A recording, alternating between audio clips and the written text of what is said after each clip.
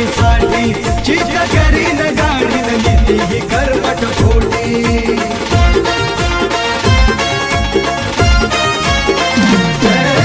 करीन संगर मानव मुक्तीसाठी चित करीन गाडीन नीती ही कर्मठ खोटी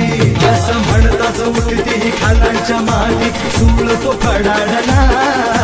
म्हणताच उठती खालांच्या माती सूळ तो फडाडला